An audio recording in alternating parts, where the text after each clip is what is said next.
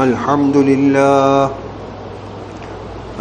لله نحمده ونستعينه ونستغفره ونؤمن به ونتوكل عليه ونعوذ بالله من شرور أنفسنا ومن سيئات أعمالنا ونعوذ بالله من شرور أنفسنا ومن سيئات أعمالنا ونعوذ بالله من شرور أنفسنا ومن سيئات أعمالنا من يهده الله فلا مضل له ومن يضلله فلا هادي له ونشهد أن لا إله إلا الله وحده لا شريك له ونشهد أن سيدنا ونبينا ومولانا محمدا عبده ورسوله أما بعد فأعوذ بالله من الشيطان الرجيم بسم الله الرحمن الرحيم الحمد لله رب العالمين الرحمن الرحيم مالك يوم الدين إياك نعبد وإياك نستعين اهدنا الصراط المستقيم صراط الذين أنعمت عليهم غير المغضوب عليهم ولا الضالين آمين صدق الله مولانا العظيم وصدق رسوله النبي الكريم ونحن على ذلك من الشاهدين والشاكرين والحمد لله رب العالمين سبحانك لا علم لنا إلا ما علمتنا إنك أنت العليم الحكيم رب اشرح لي صدري ويسر لي أمري واحلل عقدة من لساني يفقه قولي رب زدني علما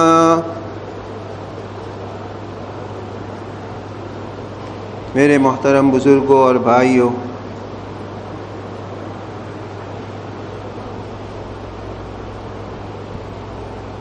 ابھی آپ کے سامنے سورہ فاتحہ کی تلاوت کی گئی ہے۔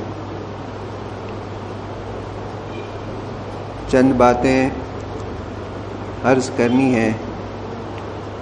دعا فرمائیں اللہ رب العزت حق بات کہنے، سننے اور عمل کرنے کی توفیق عطا فرمائے، اخلاص کی دولت سے نوازے، شیطان کے شرور اور فتن سے بچائے۔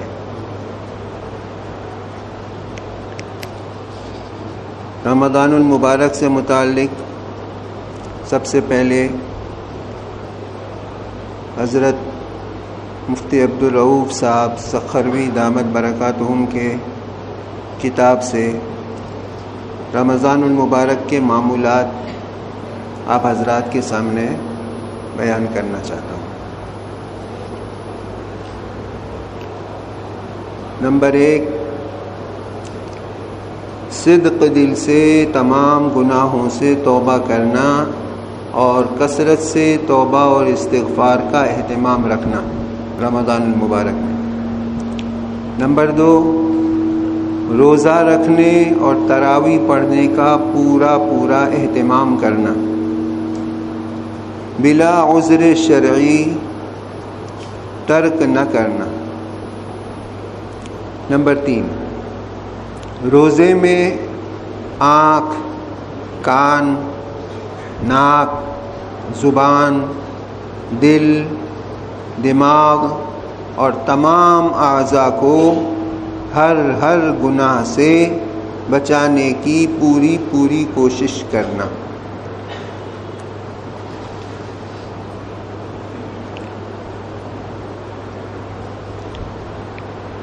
نمبر 4، نماز با جماعت کا مکمل اہتمام کرنا۔ نمبر 5، اشراق، چاشت، اوابین، صلاۃ التسبیح، تحیۃ المسجد، تحیۃ الوضو اور تہجد کے نوافل کا معمول بنانا۔ نمبر 6، رسول اکرم صلی اللہ علیہ وسلم کی تعلیمات کا مطالعہ کرنا۔ اس مقصد کے لیے اسوہ رسول اکرم صلی اللہ علیہ وسلم تالیف حضرت ڈاکٹر محمد عبدالحی صاحب کا مطالعہ بہت کافی ہے۔ نمبر 7، تلاوت قرآن کریم کا جس قدر زیادہ ہو سکے معمول بنانا۔ نمبر 8، چلتے پھرتے لا الہ الا اللہ کا ورد رکھنا۔ کبھی کبھی پورا کلمہ پڑھ کر پھر درود شریف پڑھ لیا کریں۔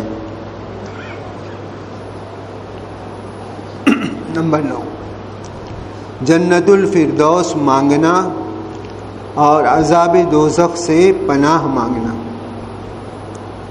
نیز ملک و ملت کی صلاح و فلاح کی دعا کرنا، اور اس ناکارہ کے لیے بھی دعائے مغفرت اور خاتمہ بالخیر کی دعا فرما دیں تو بڑا کرم ہوگا۔ اگر ماہ مبارک کو ان باتوں کے التزام کے ساتھ گزار لیا اور ہمارا رمضان المبارک ان باتوں کے التزام کے ساتھ گزر گیا تو قوی امید ہے کہ انشاءاللہ تعالی ضرور دل کی حالت بدلے گی، زندگی میں انقلاب آئے گا، دنیا کی بے ثباتی، ناپائیداری اور فنائیت محسوس ہو کر اس سے بے رغبتی دل میں پیدا ہوگی، فکر آخرت کا ذوق پیدا ہوگا، اس کرب انگیز زندگی میں سکون و اطمینان محسوس ہوگا، اور پھر سال کے دیگر مہینوں میں بھی اپنے آپ کو اسلامی زندگی سے قریب رکھنا سہل ہو جائے گا، آسان ہو جائے گا۔ اللہم وفقنا لما تحب وترضاہ من القول والعمل والنعمت والہدی انک علی کل شیء قدیر، آمین برحمتک یا ارحم الراحمین۔ میرے محترم بزرگوں اور بھائیوں، آج کہنے سننے سے متعلق کچھ عرض کرنا ہے۔ الحمدللہ ہم سب مسلمان ہیں، ہم نے کلمہ طیبہ لا الہ الا اللہ محمد الرسول اللہ پڑھا ہے، ہم سب اسلام کے دائرہ میں داخل ہو گئے ہیں، اسلامی حدود کے اندر داخل ہو گئے ہیں۔ اب ہمیں جو بھی کہنا ہے، سننا ہے، کرنا ہے، لکھنا ہے، پڑھنا ہے، کھانا ہے، پینا ہے، یہ سب کچھ ہم اپنی مرضی اور اپنی خواہش کے مطابق نہیں کر سکتے، اسلام اور شریعت کے احکام کے مطابق ہمیں کرنا ہے، اللہ اور اس کے رسول کی تعلیمات کے مطابق ہمیں کرنا ہے۔ یہ نہیں کہ جو جی میں آیا کہہ دیا، جو جی میں آیا سن لیا۔ ہر بات کہنے سے پہلے سوچے کہ یہ بات کہنا میرے لیے جائز ہے یا ناجائز، یہ بات میں کہوں گا تو سننے والے کو کیسے لگے گی، سننے والے کو میری بات سے کیا دکھ ہوگا، کیا تکلیف ہوگی، اس کو پہلے کہنے سے پہلے تولنا ہے، سوچنا ہے۔ حضرت لقمان علیہ السلام کی نصیحتوں میں بھی ایک نصیحت یہ بھی ہے کہ جب تم لوگوں کے درمیان میں بیٹھو تو اپنی زبان کی حفاظت کرو۔ حضرت لقمان علیہ السلام بہت سارے پیغمبروں کی خدمت میں رہے ہیں، ان کی تعلیمات سے فیض یاب ہوئے ہیں۔ ان تمام انبیاء علیہم السلام کی تعلیمات میں سے 8 باتیں خلاصہ کے طور پر حاصل کی ہیں۔ وہ 8 نصیحتیں جو بہت قیمتی ہیں، وہ بھی آپ حضرات کو سنا دینا چاہتا ہوں۔ سب سے پہلی نصیحت یہ ہے کہ جب تم نماز میں ہو تو اپنے دل کی حفاظت کرو، یعنی دل میں سوچے کہ میں اللہ رب العزت کے سامنے کھڑا ہوں، اللہ رب العزت مجھے دیکھ رہے ہیں، میں جو کچھ پڑھ رہا ہوں اللہ رب العزت سن رہے ہیں۔ اسی طرف دھیان لگا کر نماز پوری کرے۔ نماز میں 4 اہم ارکان کی درستی بہت ہی ضروری ہے۔ رکوع، سجدہ، قومہ اور جلسہ، ان سب کو پورے طور پر ادا کرے۔ رکوع کرے تو رکوع میں پوری طرح جھکے، ہاتھوں سے گھٹنوں کو مضبوط پکڑ لے۔ دیکھنے میں آتا ہے کہ بہت سارے ہمارے بھائی رکوع میں بہت کم جھکتے ہیں، رکوع پورا ادا نہیں ہوتا۔ رکوع میں پورا جھکنا چاہیے، کمر سیدھی ہونی چاہیے، دونوں ہاتھوں سے گھٹنوں کو مضبوط پکڑنا چاہیے۔ رکوع کا پورا ادا کرنا بہت ضروری ہے۔ اسی طرح رکوع میں 3 مرتبہ سبحان ربی العظیم، سبحان ربی العظیم، سبحان ربی العظیم تلفظ کی صحیح ادائیگی کے ساتھ پڑھنا چاہیے۔ آج ہماری یہ حالت ہے کہ یوں رکوع میں گئے بس 3 مرتبہ پڑھا، نہیں پڑھا، کھڑے ہو گئے۔ یہ سوچنا ہے کہ میں اللہ رب العزت کی سامنے کھڑا ہوں، اللہ کے سامنے جھکا ہوں، اللہ میری حالت دیکھ رہے ہیں، میں اللہ کی تعریف کر رہا ہوں، تسبیح کر رہا ہوں۔ پورے طور پر صحیح الفاظ کے ساتھ ادائیگی بہت ضروری ہے۔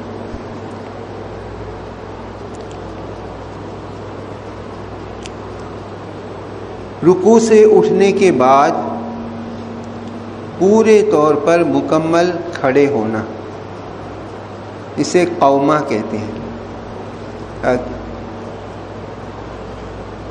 یعنی بعض لوگ رکوع سے اٹھے پورے کھڑے بھی نہیں ہوئے، سیدھے سجدے میں چلے جاتے ہیں، تو قومہ بھی پورا ادا کرنا۔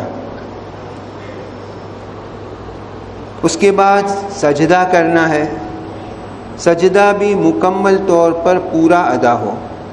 سجدہ میں جانے کا صحیح طریقہ، پہلے گھٹنے زمین پر رکھیں، اس کے بعد ہاتھ زمین پر رکھیں، اس کے بعد ناک زمین پر رکھیں، اس کے بعد پیشانی زمین پر رکھیں۔ یہ سنت طریقہ۔ اس طریقے پر سجدہ میں جائیں اور پورے طور پر سبحان ربی الاعلی صحیح تلفظ کی ادائیگی کے ساتھ 3 مرتبہ پورے طور پر پڑھیں۔ آج ہماری یہ حالت ہو گئی ہے کہ یوں سجدہ میں گئے پورا ادا بھی نہیں ہوا، فوراً کھڑے ہو جاتے ہیں، فوراً بیٹھ جاتے ہیں، اور بیٹھتے ہیں جو قومہ ہوتا ہے، قاعدہ ہوتا ہے، اس میں بہت مختصر پورا بھی نہیں بیٹھتے اور دوسرا سجدہ میں چلے جاتے ہیں۔ تو یہ پورا بیٹھنا بھی بہت ضروری ہے۔ 2 سجدوں کے درمیان پورے طور پر مکمل بیٹھنا ہو، اس کے بعد دوسرا سجدہ کریں۔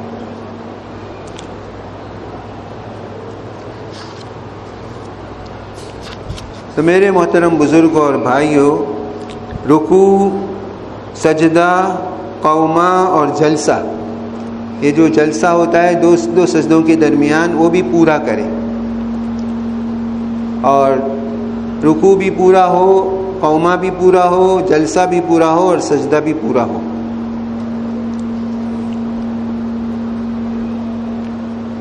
پھر آگے حضرت لقمان علیہ السلام دوسری نصیحت یہ فرماتے ہیں کہ جب تم دسترخوان پر بیٹھو تو اپنے حلق کی حفاظت کرو، اپنے حلق گلے کی حفاظت کرو. یعنی کھانا بہت مزیدار ہے، دسترخوان پر بیٹھے ہیں، بہت مزیدار ہے، تو یہ نہیں کہ ایک پلیٹ کی جگہ 2 پلیٹ، 2 کی جگہ 3 کھا لی، گلے کی حفاظت نہیں کی، بعد میں نقصان ہوا، پیٹ جاری ہوا، الٹی شروع ہو گئی، بد ہضمی ہوئی. یہ نہ ہونے کے لیے اپنے گلے کی حفاظت کریں. اسی طرح جو غذا اپنے سے نہیں بنتی وہ غذا نہ کھائے. ڈاکٹر نے جس چیز کے کھانے سے منع کیا ہے اس سے احتیاط کریں. یہ نہیں کہ بس سامنے آیا جو بھی ہے کھا لو پیٹ بھر کے، تو یہ اپنے گلے کی حفاظت نہیں ہوگی. اس سے جو نقصان ہوگا اپنے ہاتھ سے اپنا نقصان کمانے کا ہوگا.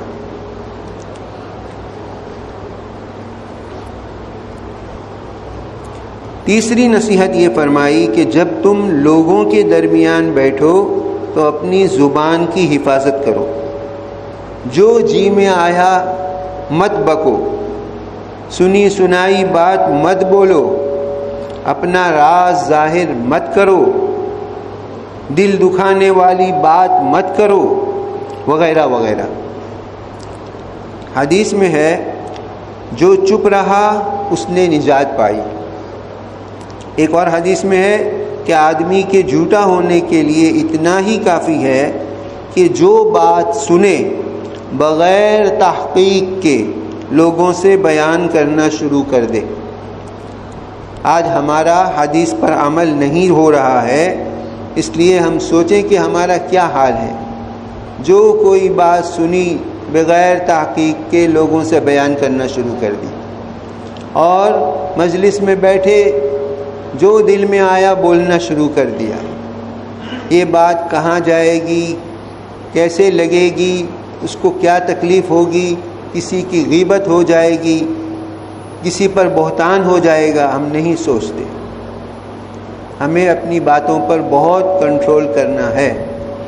اگر کوئی کسی کا دل دکھانے والی بات نکل گئی، اس کے دل میں لگ گئی، تو وہ ہمیشہ ہمیں بری نظر سے دیکھے گا کہ اس نے مجھے فلاں وقت ایسی بات کہی تھی. ایک اردو کا شعر ہے، چھری کا تیر کا تلوار کا تو گھاؤ بھرا، لگا جو زخم زباں کا رہا ہمیشہ ہرا. تو اپنی زبان کو بہت قابو میں رکھنا ہے. لہٰذا ہمیں مجلس میں اپنی زبان کی حفاظت کرنا بہت ضروری ہے. نمبر 4، جب کسی کے گھر جاؤ تو اپنی نظر کی حفاظت کرو. کسی کے گھر میں گئے تو اپنی نظر کی حفاظت کرنا بہت ضروری ہے.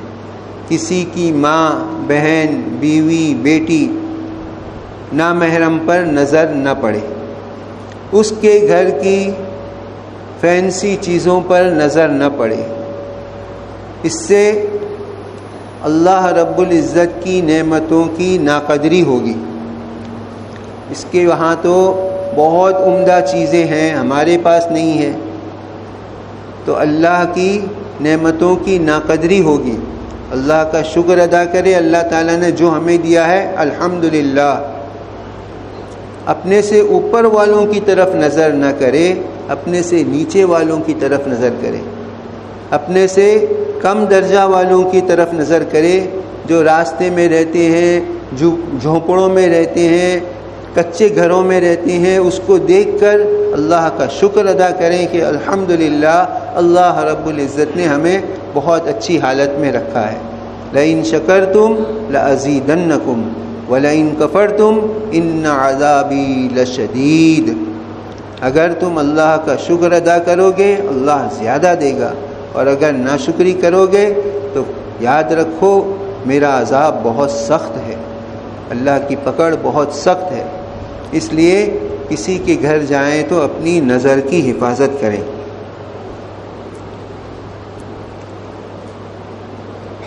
نمبر 5، اللہ کو ہمیشہ یاد رکھو.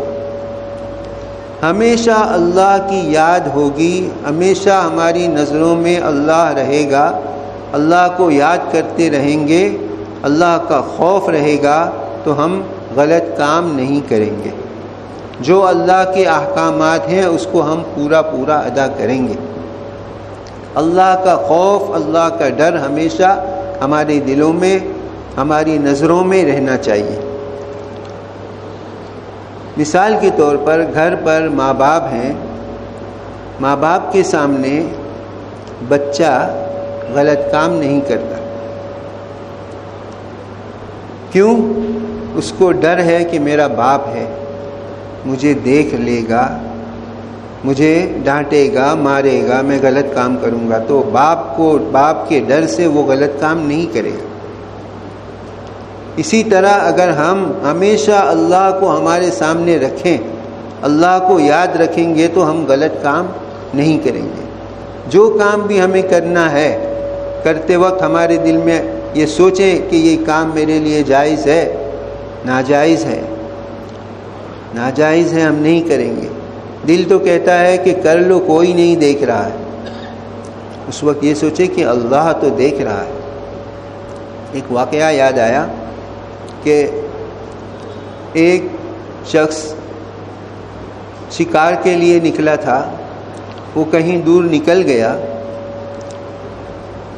بہت دیر ہونے کے بعد اسے پیاس لگی، بھوک لگی، اب کھانے پینے کی کوئی چیز اس کے پاس نہیں تھی۔ اتنے میں ایک لڑکا بکری چرانے والا بکریوں کا ریوڑ لے کر جا رہا تھا، وہ نظر آیا، تو یہ شخص اس کے پاس گیا اور اس لڑکے سے کہنے لگا کہ بھائی مجھے بہت بھوک اور پیاس لگی ہے، مجھے ایک گلاس دودھ دے دو، میں تمہیں کچھ رقم دے دیتا ہوں، مجھے ایک گلاس دودھ دے دو۔ اس لڑکے نے کہا کہ بھائی یہ میری بکریاں نہیں ہیں، میرے مالک کی بکریاں ہیں، میں اس کا نوکر ہوں، میں چرانے کے لیے بکری لے کر آیا ہوں، میں آپ کو نہیں دے سکتا۔ تو اس شخص نے کہا کہ بھائی کوئی نہیں دیکھ رہا ہے، تم مجھے ایک گلاس دے دو گے، میرا کام ہو جائے گا، اور میں تمہیں کچھ پیسے دے دوں گا، تم کچھ خرید لینا، تمہارا کام ہو جائے گا، تمہارے مالک کو خبر بھی نہیں ہوگی۔ اس وقت وہ بکری چرانے والا لڑکا کیا جواب دیتا ہے؟ فَأَيْنَ اللَّهُ، اللہ کہاں گئے؟ کوئی تو نہیں دیکھ رہا، مالک نہیں دیکھ رہا، مالک کو خبر نہیں ہوگی، کیا اللہ کو بھی خبر نہیں ہوگی؟ اللہ تو دیکھ رہا ہے۔ اللہ اکبر! ایک بکری چرانے والا کا یہ یقین آج ہمارے اندر بھی یہ ہونا چاہیے۔ ہر کام میں، ہر قدم پر ہمارے اندر اللہ ہونا چاہیے کہ اللہ دیکھ رہا ہے۔ بولنے سے پہلے، کھانے سے پہلے، کرنے سے پہلے ہمیں یہ سوچنا ہے کہ اللہ دیکھ رہے ہیں۔ حضرت لقمان علیہ السلام کی نصیحتوں میں سے بھی یہ ایک نصیحت ہے کہ ہمیشہ اللہ کو یاد رکھو۔ اللہ تعالی ہم سب کو عمل کرنے کی توفیق عطا فرمائے۔ نمبر 6، موت کو ہمیشہ یاد رکھو۔ ہر وقت موت کو یاد رکھو کہ ایک وقت مرنا ہے۔ یہ نہیں کہ بس زندگی بھر ہمیں دنیا ہی میں رہنا ہے، مرنا ہے، ضرور مرنا ہے۔ موت آئے گی، کب آئے گی، کس وقت آئے گی، کہاں آئے گی، کس زمین میں آئے گی، کوئی نہیں جانتا۔ وما تدری نفس بأی ارض تموت، کس زمین پر موت آئے گی وہ بھی کوئی نہیں جانتا۔ 5 چیزوں کا دعویٰ اللہ رب العزت نے کیا ہے۔ ان اللہ عنده علم الساعہ، قیامت کب آئے گی کوئی نہیں جانتا، اللہ رب العزت کے سوا اللہ ہی جانتے ہیں۔ وَيُنَزِّلُ الْغَيْثَ، بارش کب ہوگی، کتنی ہوگی، کہاں ہوگی، کوئی نہیں جانتا سوائے اللہ کے، اللہ رب العزت ہی جانتے ہیں۔ وَيَعْلَمُ مَا فِي الْأَرْحَامِ، ماں کے پیٹ میں بچہ کیا ہے، لڑکا یا لڑکی، کوئی نہیں جانتا سوائے اللہ کے، اللہ ہی جانتے ہیں۔ اب لوگ کہیں گے کہ ٹی وی مار کر دیکھ لیتے ہیں، الٹرا ساؤنڈ کر کے دیکھ لیتے ہیں تو بتا دیتے ہیں، اس میں بھی غلطی ہوتی ہے۔ بعض مرتبہ کہتے ہیں کہ لڑکا ہے اور لڑکی ہوتی ہے، بعض مرتبہ کہتے ہیں کہ لڑکی ہے لڑکا ہوتا ہے۔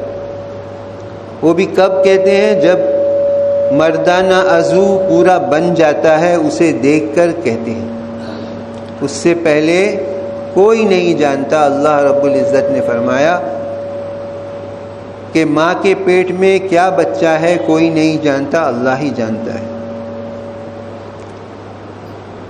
وما تدری نفس ماذا تکسب غدا، آئندہ کل کیا ہونے والا ہے، کیا ہوگا، کوئی نہیں جانتا سوائے اللہ کے، اللہ رب العزت ہی جانتے۔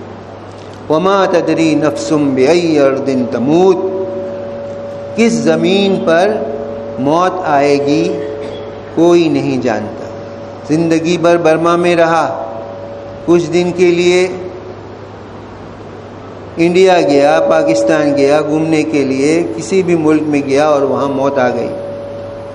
آدمی مرنے کے لیے تھوڑی جاتا ہے، جاتے وقت تو سوچتا ہے کہ گھومنے کے لیے جا رہا ہوں، لیکن اس کی موت وہاں ہے، موت وہاں آتی۔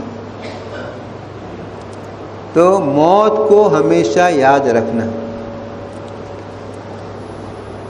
موت کو ہمیشہ یاد رکھے گا تو یہ ہمارے ذہن میں رہے گا کہ اللہ کے سامنے مرنے کے بعد حاضر ہونا ہے، ہم جو کچھ کرتے ہیں اس کا جواب سب دینا ہے۔ اگر ہم نے غلط کام کیا تو اس کی سزا ملے گی، اگر ہم نے نیک کام کیے تو ہمیں ثواب ملے گا۔ تو موت کو ہمیشہ یاد رکھنے والا غلط کام نہیں کرے گا۔ نمبر 7، جب تم کسی کے ساتھ اچھا سلوک کرو، احسان کرو تو احسان کرنے کے بعد اس کو ہمیشہ کے لیے بھول جاؤ۔ بہت قیمتی بات ہے۔ کسی کے ساتھ ہم نے احسان کیا، کسی کو کچھ پریزنٹ دیا، کسی کو کچھ دیا، کبھی کھلا دیا پلا دیا، کوئی چیز تحفہ تحائف دیا، کبھی مدد کر دیا، تو ہم اس پر بہت احسان جتاتے ہیں۔ ہم سمجھتے ہیں کہ ہم نے بہت بڑا احسان کر رکھا ہے۔ تو حضرت لقمان علیہ السلام فرماتے ہیں کہ تمام انبیاء کی یہی تعلیم رہی کہ احسان کرنے کے بعد جس پر احسان کیا ہے اس احسان کو بھول جاؤ۔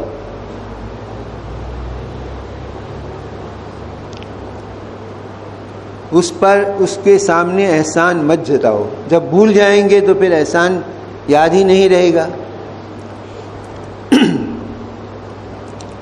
نمبر 8، جو شخص تمہارے ساتھ کوئی بدسلوکی کرے، تمہیں تکلیف اور ایذا دے تو اس کو بھی ہمیشہ کے لیے بھول جاؤ۔ یعنی جب بھی وہ ملے تو اس پر غصہ نہ ہو کہ تم نے مجھے ایسا کہا تھا، ایسا کیا تھا، سب بھول جاؤ۔ کسی سے کوئی تکلیف پہنچی، کسی نے گالی دے دی یا برا بھلا کہہ دیا یا تکلیف پہنچی، اس تکلیف کو ہمیشہ کے لیے بھول جاؤ۔ لیکن آج ہماری حالت الٹی ہے، کسی پر احسان کیا ہے تو جب بھی اس کو دیکھتے ہیں تو بہت گھمنڈ ہوتا ہے اور اس کو سناتے ہیں دو چار، اور کسی سے کوئی تکلیف پہنچی ہے تو جب بھی وہ نظر آتا ہے تو اس کو سناتے ہیں کہ تم نے یوں کہا تھا، مجھے یوں کہا تھا۔ تو یہ سب انبیاء کرام کی تعلیمات کے خلاف ہم کر رہے ہیں۔ ہمیں انبیاء کرام کی تعلیمات پر عمل کرنا ہے۔ حضرت لقمان علیہ السلام نے بہت ہی قیمتی یہ 8 نصیحتیں فرمائی ہیں۔ اللہ تعالی ہم سب کو پورے طور پر عمل کرنے کی توفیق عطا فرمائے۔ میرے محترم بزرگوں اور بھائیوں، عمل اصل چیز ہے۔ سننا سنانا کوئی کام نہیں آئے گا، سن کے اس پر عمل کرنا۔ سنا، ایک کان سے سنا، دوسرے کان سے نکال دیا، اس مجلس میں بیٹھے سنے، باہر گئے وہی بے ڈھنگی جو پہلے تھی وہ اب بھی ہے، تو کوئی فائدہ نہیں۔ سننے کے بعد ہمارا یہ جذبہ ہونا چاہیے کہ جو باتیں ہم نے سنی یہ ہمارے اندر ہے، نیک باتیں ہیں الحمدللہ، اور اس پر آئندہ بھی اسی طرح عمل کرنا ہے۔ جو باتیں سنی ہمارے اندر نہیں ہے تو ہمیں اس کو سوچ کے اپنے عمل میں لانا ہے۔ اور اس پر عمل کرنا ہے، تو یہ ہمیں کام آئے گا۔ یوں ہی سن کے سن ہو گئے، کوئی فائدہ نہیں آئے۔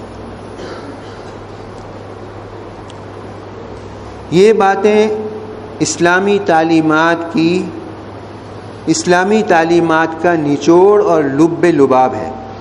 یہ باتیں اگر ہمارے ذہن میں بیٹھ جائیں اور ہمارے عمل میں آ جائیں تو اس کے نتیجے میں ہماری زندگیوں میں انقلاب آ جائے گا، ہم سدھر جائیں گے اور قرآن و سنت کے مطابق زندگی گزارنے والے ہم بن جائیں گے۔ اللہ پاک ہم سب کو عمل کرنے کی توفیق عطا فرمائے۔ میرے محترم بزرگوں اور بھائیوں اور دوستوں، میں یہ عرض کر رہا تھا کہ بولنے سے پہلے اپنی بات کو تولو، سوچو۔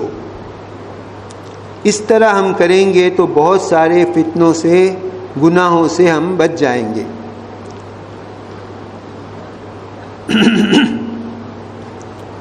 اب لیجئے سننا۔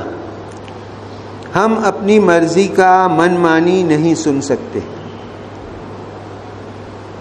مثلا گانا ہے، میوزک ہے، بری باتیں ہیں وغیرہ وغیرہ، ہم مسلمان ہونے کی وجہ سے، شریعت کے پابند ہونے کی وجہ سے اپنی مرضی کے مطابق نہیں سن سکتے۔ گانا سننے کو جی چاہ رہا ہے، لیکن ہمیں ہمارے سامنے اللہ رب العزت کا خوف، اللہ کا ڈر ہونا چاہیے، اور اسلام کا حکم ہمارے سامنے ہونا چاہیے کہ یہ کام میرے لیے جائز ہے، سن سکتا ہوں، نہیں سن سکتا، نہیں سننا چاہیے۔ بہت افسوس کی بات ہے، ایک مرتبہ میں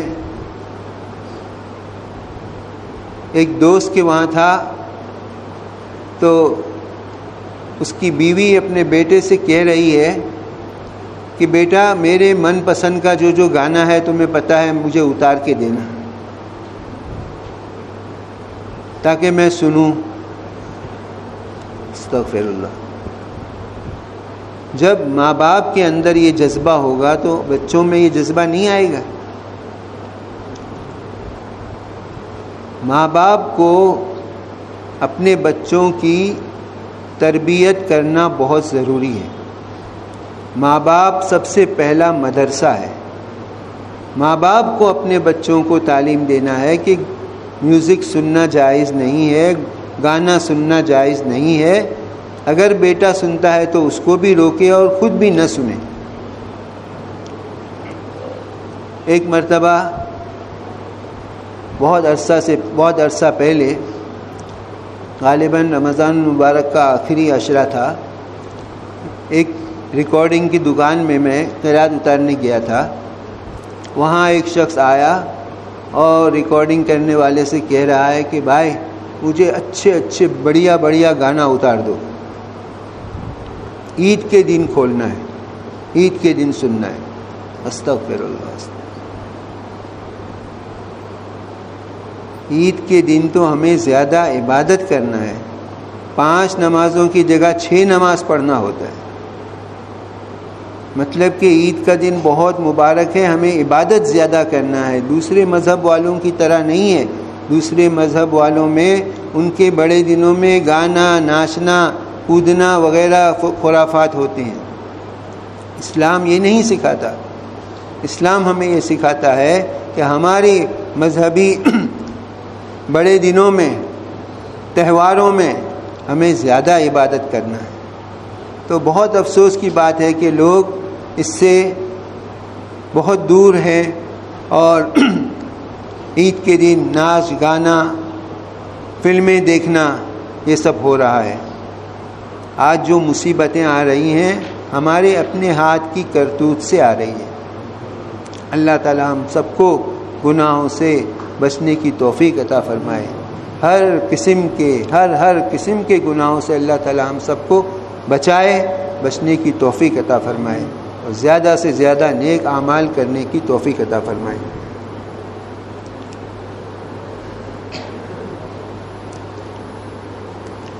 سننا بہت قسم کا ہوتا ہے۔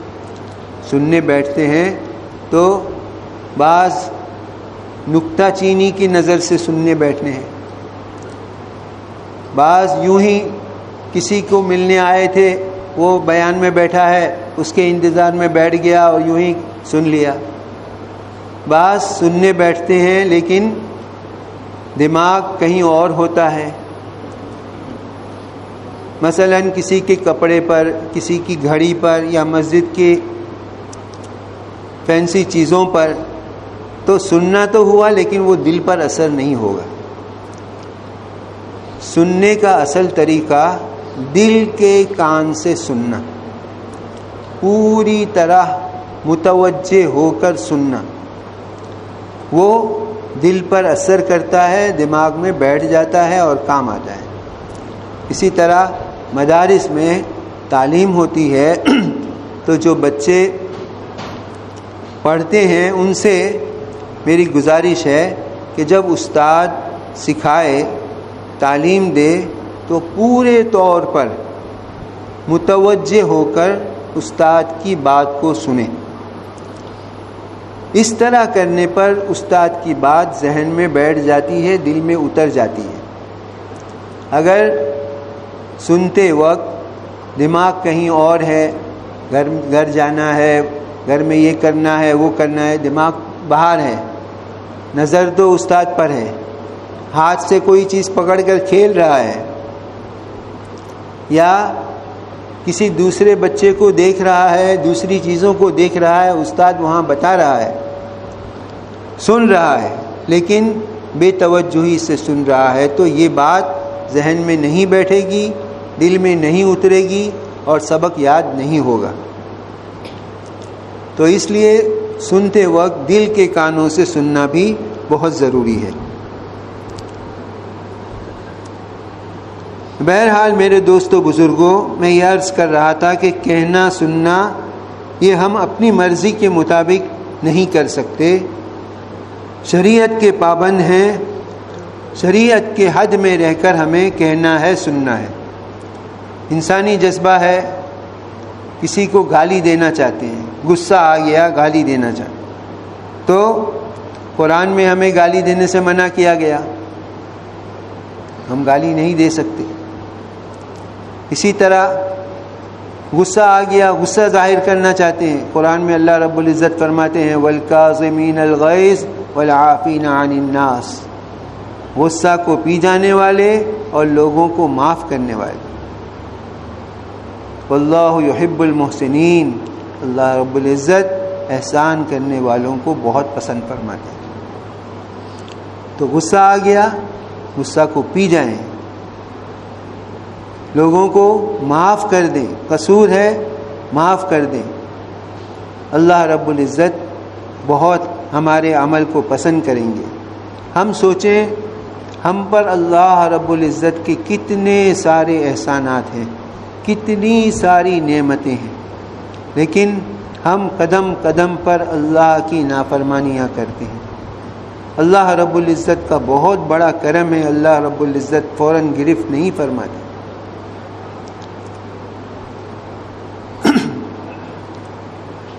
اللہ رب العزت ہمیں یاد دہانی کراتے ہیں، کوئی مصیبت آ جاتی ہے تو انسان فوراً متنبہ ہو جاتا ہے اور اللہ کی طرف رجوع کرتا ہے، مسجدوں میں آنے لگتا ہے، نمازیں پڑھتا ہے، ذکروں میں شامل ہوتا ہے۔ جب تکلیف مصیبت دور ہو جاتی ہے تو پھر سب چھوٹ جاتا ہے، چھوڑ دیتا ہے، نماز کہاں، ذکر کہاں۔ آج ہماری حالت کیسی ہو گئی ہے؟ جانور کی طرح، گائے نواں گائے کی طرح ہو گئی۔ گائے چرانے والا وہ یوں ہی زبان سے کہتا ہے کہ ہی نواں تو نہیں جا رہا، ڈنڈا ہاتھ میں رکھتا ہے اور ڈنڈا لے کر مارتا ہے، ایک ڈنڈا لگایا تو گائے چلتا ہے، پھر تھوڑی دیر کے بعد رک جاتا ہے، پھر اس کو ایک ڈنڈا لگاتا ہے تو چلتا ہے۔ آج ہماری ایسی حالت ہو گئی، جب ڈنڈا پڑتا ہے تو ہم سیدھے ہو جاتے ہیں، اور جب ذرا راحت ہوتی ہے تو پھر اللہ کو بھول جاتے ہیں۔ یہ ہماری بہت کوتاہی ہے۔ اللہ رب العزت ہم سب کو پکے مسلمان بنائیں، اللہ رب العزت کے پورے احکامات پر عمل کرنے کی توفیق عطا فرمائیں، حضور پاک صلی اللہ علیہ وسلم کے احکامات پر، تعلیمات پر پورے طور پر ہمیں عمل کرنے کی توفیق عطا فرمائیں۔ ایک حدیث سناتا ہوں، حضور پاک صلی اللہ علیہ وسلم نے فرمایا کہ کوئی آدمی اپنی ماں کو گالی نہ دے۔ صحابہ نے عرض کیا کہ یہ تو نہیں ہو سکتا، کون اپنی ماں کو گالی دے گا؟ لیکن میرے دوستوں، بزرگوں، بھائیوں، آج ایسا موقع ہے کہ ایک ماں نے مجھے فون کر کے بتایا کہ مولوی صاحب میرا لڑکا مجھے گالی دیتا ہے۔ اللہ بچائے، اللہ ہم سب کو بچائے۔ تو میرے محترم بزرگوں اور بھائیوں، حضور پاک صلی اللہ علیہ وسلم نے فرمایا کہ کوئی آدمی اپنی ماں کو گالی نہ دے۔ صحابہ نے عرض کیا یہ تو نہیں ہو سکتا، تو حضور صلی اللہ علیہ وسلم نے فرمایا کہ جب تم کسی کی ماں کو گالی دو گے تو وہ تمہاری ماں کو گالی دے گا، تو تم اپنی ماں کو گالی دینے کا سبب بنے۔ میں نے کسی کی ماں کو گالی دیا تو وہ میری ماں کو گالی دے گا، تو میری ماں کو گالی دینے کا سبب کون بنا؟ میں خود بنا۔ اللہ تعالی ہم سب کو حضور پاک صلی اللہ علیہ وسلم کی تعلیمات پر پورے طور پر عمل کرنے کی توفیق عطا فرمائے۔ میرے محترم بزرگوں اور بھائیوں،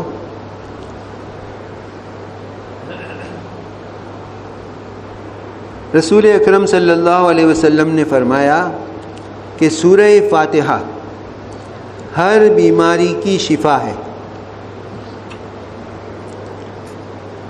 ہر بیماری کے لیے شفا سورہ فاتحہ میں ہے۔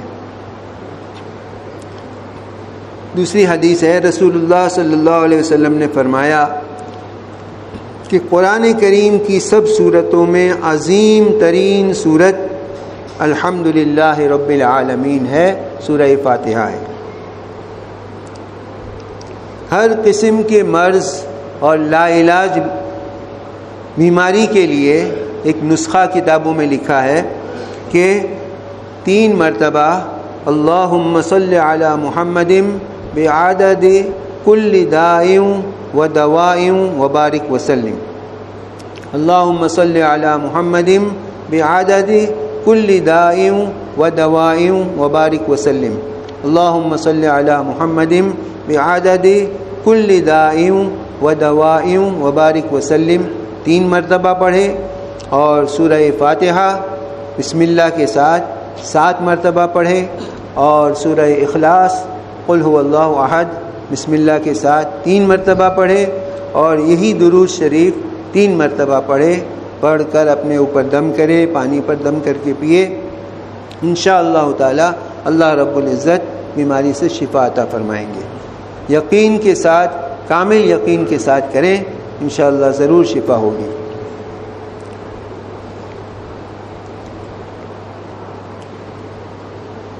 دوسری ایک حدیث سناتا ہوں، رسول کریم صلی اللہ علیہ وسلم نے فرمایا کہ سورہ بقرہ پڑھا کرو، کیونکہ اس کا پڑھنا برکت ہے اور اس کا چھوڑنا حسرت ہے اور بد نصیبی ہے، اور اہل باطل اس پر قابو نہیں پا سکتے۔ اہل باطل سے مراد جادوگر ہیں۔ مراد یہ ہے کہ اس سورت کے پڑھنے والے پر کسی کا جادو نہ چلے گا۔ آج ہم سب جادو سے ڈرتے ہیں، ذرا کچھ ہوا جادو کا خطرہ، جادو کر دیا۔ جادو سے بچنے کے لیے سورہ بقرہ پڑھا کرو۔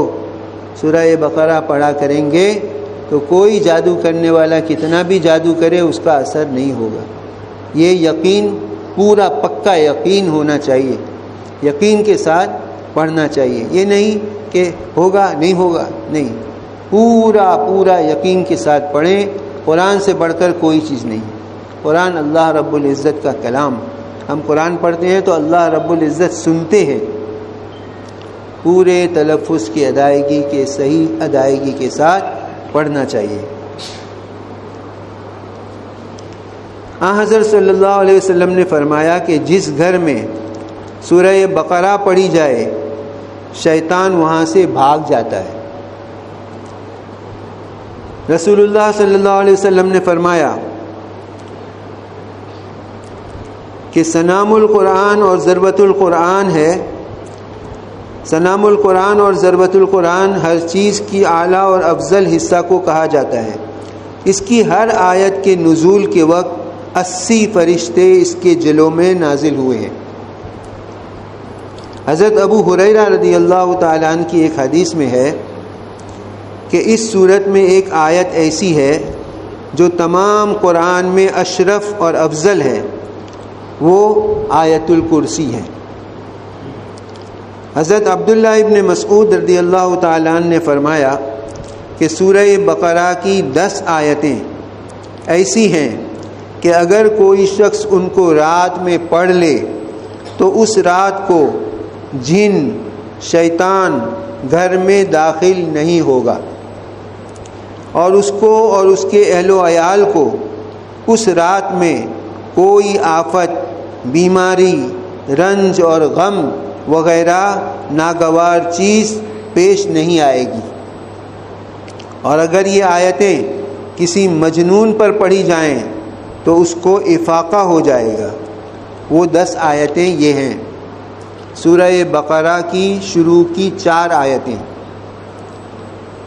الف لام میم سے لے کر ہم یوقنون تک، پھر 3 آیتیں درمیانی یعنی آیت الکرسی اور اس کے بعد کی 2 آیتیں لا اکراہ فی الدین اور اللہ ولی الذین آمنوا خالدون تک، پھر آخر سورہ بقرہ کی 3 آیتیں للہ ما فی السماوات سے لے کر فانصرنا علی القوم الکافرین تک۔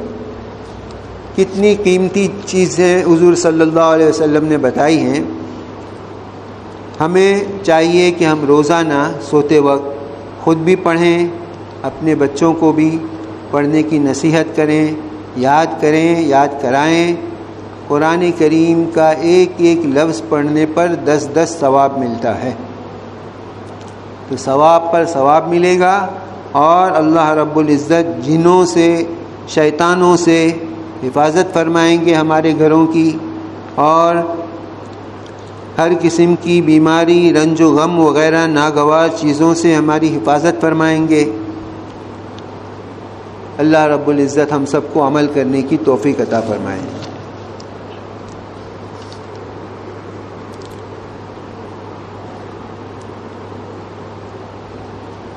میرے محترم بزرگوں اور بھائیوں، قرآن کریم کی سورتیں پڑھنے کے بہت سارے فضائل ہیں۔ مثلا سورہ یاسین اگر دن کے شروع میں پڑھ لیا جائے تو دن میں ہمارے جو کام ہیں وہ سب کام اللہ رب العزت آسان فرما دیں گے۔ اور سورہ دخان کی فضیلت ہے، سورہ دخان کی فضیلت بیان کرتا ہوں۔ اگر دنیا میں کوئی آدمی یہ کہے کہ بھائی تمہیں میں گھر دوں گا، تو فوراً اس کے پیچھے لائن لگ جائے گی، کیوں؟ گھر ملتا ہے۔ تو میں آپ کو گھر ملنے کی حدیث سناتا ہوں، وہ گھر بھی دنیا میں نہیں، جنت میں۔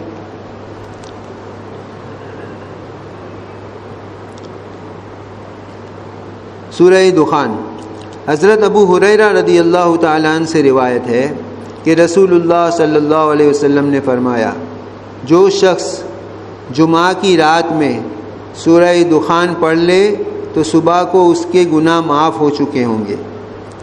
حضرت امامہ سے روایت ہے کہ رسول اللہ صلی اللہ علیہ وسلم نے فرمایا، جس شخص نے جمعہ کی رات میں یا دن میں سورہ دخان پڑھ لی، اللہ تعالیٰ اس کے لیے جنت میں گھر بنائیں گے۔ ہم سب کو جنت میں گھر چاہیے نا، تو جمعہ کے دن ضرور سے سورہ دخان پڑھنے کی کوشش کریں۔ ضرور اللہ رب العزت ہمارے لیے جنت میں گھر بنائیں گے، پورے یقین کے ساتھ پڑھیں۔ سورہ دخان 25ویں پارے میں ہے، بہت بڑی سورت بھی نہیں ہے، سورہ مزمل کی طرح چھوٹی سی سورت ہے۔ رسول اللہ صلی اللہ علیہ وسلم نے فرمایا، جو شخص ہر رات سورہ دخان پڑھ کر صبح کرتا ہے تو اس کے لیے 70,000 فرشتے مغفرت کی دعا کرتے ہیں۔ کتنی بڑی فضیلت ہے، 70,000 فرشتے ہمارے لیے مغفرت کی دعا کریں۔ تو ہمیں چاہیے کہ روزانہ سوتے وقت سورہ دخان پڑھ کر سویا کریں۔ اللہ پاک ہم سب کو عمل کرنے کی توفیق عطا فرمائے۔ اصل چیز تو عمل ہے، صرف سن کر ہو جانے سے کوئی فائدہ نہیں ہوتا۔ میرے محترم بزرگوں اور بھائیوں، ایک اور کلمہ ہے، لا الہ الا اللہ وحدہ لا شریک لہ، احدا صمدا لم یلد ولم یولد ولم یکن لہ کفوا احد۔ دوبارہ پڑھتا ہوں، لا الہ الا اللہ وحدہ لا شریک لہ۔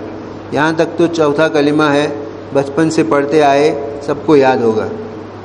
لا الہ الا اللہ وحدہ لا شریک لہ، احدن صمدن، یہ صرف ایک زیادہ ہے، اور لم یلد ولم یولد ولم یکن لہ کفوا احد۔ سورہ اخلاص قل هو اللہ احد میں ہے، ہم پڑھتے ہیں تو یاد ہے، بہت آسان ہے یاد کرنا، یاد کر لیجئے، لا الہ الا اللہ وحدہ لا شریک لہ، احدا صمدا لم یلد ولم یولد ولم یکن لہ کفوا احد۔ اس کی کیا فضیلت ہے؟ اگر کوئی شخص اس کلمہ کو ایک دفعہ پڑھ لے تو از روئے حدیث اس کے نامہ اعمال میں 20 لاکھ نیکیاں لکھ دی جاتی ہیں۔ ایک دو نہیں، 20 لاکھ نیکیاں۔ اللہ اکبر۔ حضور پاک صلی اللہ علیہ وسلم نے ہمیں بہت مختصر اعمال بتا دیے ہیں۔ عمل مختصر، ثواب زیادہ۔ پہلی امتوں کی عمر بہت زیادہ ہوتی تھی، 300 سال، 500 سال، 700 سال۔ اس امت کی عمر بہت کم، 30، 40، 50، 60 میں پچ جاتا ہے۔ تو مختصر وقت میں مختصر عمل کر کے ثواب زیادہ اللہ رب العزت دیتے ہیں، تو ہم لینے میں کیوں پیچھے ہٹیں؟ ہمیں چاہیے کہ زیادہ سے زیادہ نیک اعمال کر کے، ایسے عمل کر کے ثواب خوب لوٹنا چاہیے۔ اللہ رب العزت ہم سب کو عمل کرنے کی توفیق عطا فرمائے۔ اب سورہ فاتحہ کا ترجمہ کرتا ہوں۔ بسم اللہ الرحمن الرحیم۔ شروع اللہ کے نام سے جو بے حد مہربان ہے، نہایت رحم والا ہے۔ الحمد للہ رب العالمین، سب تعریفیں اللہ کے لیے ہیں جو پالنے والا ہے سارے جہان کا۔ الرحمن الرحیم، بے حد مہربان نہایت رحم والا۔ مالک یوم الدین، مالک ہے روز جزا کا۔ ایاک نعبد و ایاک نستعین، ہم تیری ہی بندگی کرتے ہیں اور تجھ ہی سے ہم مدد چاہتے ہیں۔ اہدنا الصراط المستقیم، بتلا ہم کو راہ سیدھی، ہم کو سیدھا راستہ بتلا۔ صراط الذین انعمت علیہم، راہ ان لوگوں کی جن پر تو نے فضل کیا ہے، جن پر تو نے فضل فرمایا ہے۔ غیر المغضوب علیہم ولا الضالین، جن پر نہ تیرا غصہ ہوا اور نہ وہ گمراہ ہوئے۔ آمین۔ یہ ہوا سورہ فاتحہ کا ترجمہ۔ اب تعوذ کے متعلق کچھ بتلا دینا چاہتا ہوں۔ تعوذ کے معنی ہے اعوذ باللہ من الشیطان الرجیم. تسمیہ کے معنی ہے بسم اللہ الرحمن الرحیم. تعلیم الاسلام میں نماز کا طریقہ لکھا ہوا ہے. اس میں تکبیر تحریمہ کہہ کر ثنا پڑھیں، تعوذ پڑھیں، تسمیہ پڑھیں، پھر سورہ فاتحہ پڑھیں. اب ثنا کیا ہے، تعوذ کیا ہے، تسمیہ کیا ہے، یہ ہمیں جاننا ہے. بعض لوگوں کو پتہ نہیں چلتا، معلوم نہیں ہوتا کہ ثنا کیا ہے. وہ نماز میں کھڑے ہو کر ثنا سبحانک اللہم پڑھتے ہیں. اس کو پوچھے کہ بھائی تعوذ کیا ہے تو پتہ نہیں، تسمیہ کیا ہے پتہ نہیں، تشہد کیا ہے پتہ نہیں. تو یہ سب نام ہیں. تشہد التحیات للہ والصلوات پڑھنے کا نام تشہد ہے. سبحانک اللہم و بحمدک جو ہے اس کا نام ثنا. اور اعوذ باللہ پڑھتے ہیں اس کا نام ہے تعوذ. بسم اللہ پڑھتے ہیں اس کا نام ہے تسمیہ.